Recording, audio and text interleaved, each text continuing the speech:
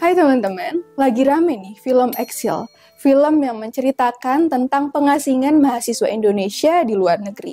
Dan kamu tahu gak sih, kalau hukum pengasingan ini sudah diterapkan sejak zaman Yunani kuno. Jadi gini, di zaman Yunani kuno, hukum pengasingan ini diterapkan bagi mereka yang dianggap mengancam keamanan negara. Setelahnya, hukuman ini diterapkan juga di berbagai negara di dunia, termasuk di Indonesia. Kalau di Indonesia, kita bisa lihat nih, saat zaman pemerintahan Hindia Belanda. Di saat itu, khususnya setelah pemberontakan PKI di tahun 1926, para tokoh perlawanan yang dianggap berafiliasi dengan PKI ini diasingkan ke Bavendigul, sebuah daerah rawa yang menyeramkan di Papua. Selain itu, seperti yang ada di film Exil, banyak juga mahasiswa Indonesia nih teman-teman di tahun 1965 yang nggak bisa pulang ke Indonesia.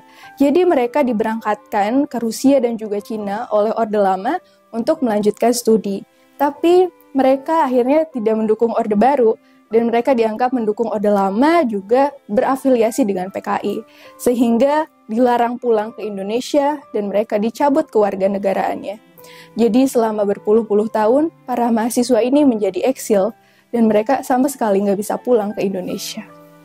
Nah, dengan adanya film Exil, aku berharap ini bisa meningkatkan awareness kita, khususnya generasi muda, terhadap sejarah ini yang sebenarnya jarang diceritakan juga di buku-buku sejarah di sekolah.